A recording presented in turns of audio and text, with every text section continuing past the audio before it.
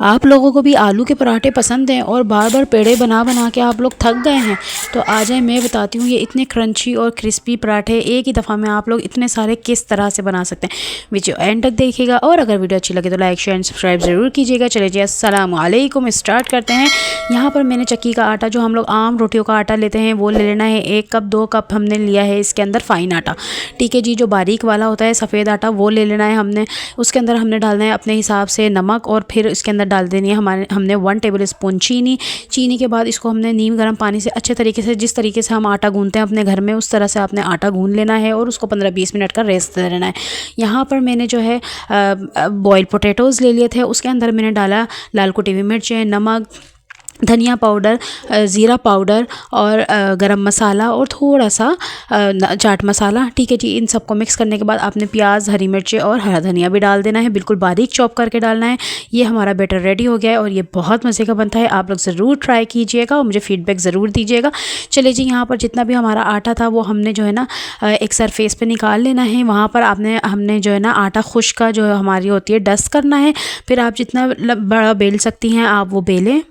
जितना भी आटा था हमारा वो एक ही दफ़ा में हमने जो है ना सारा बेल लेना है, ठीक है। फिर यहाँ पर हमने इसके ऊपर घी लगा लेना है।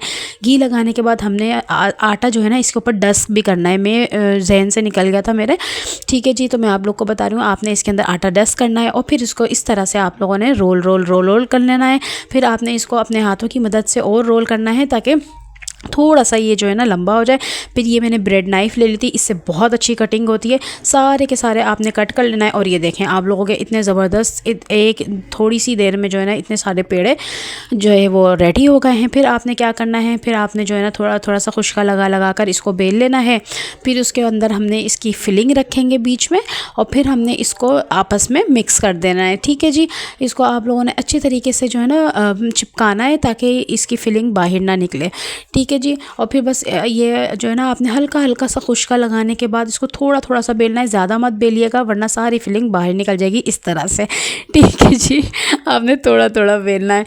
चलें, फिर इसके बाद हमने गरम गरम तवे पे डालना है, कभी भी ठंडे तवे पे मत डालिएगा। और ये देखें आप लोग मेरी जो है ना पराठे की लुक कितनी कोई ज़बरदस्त आई हो। ये इतने मज़े का बना था, इतना क्रिस्पी और क्रंची बना था, बिल्कुल भी पराठे नहीं बचे थे ये और बहुत मज़े के बने थे। आप लोग ज़रूर ट्राई कीजिएगा। चले जी, मुझे अपनी दुआओं में याद रखिएगा। नेक्स्ट वीडियो में मिलेंगे। अल्लाह हाफिज़।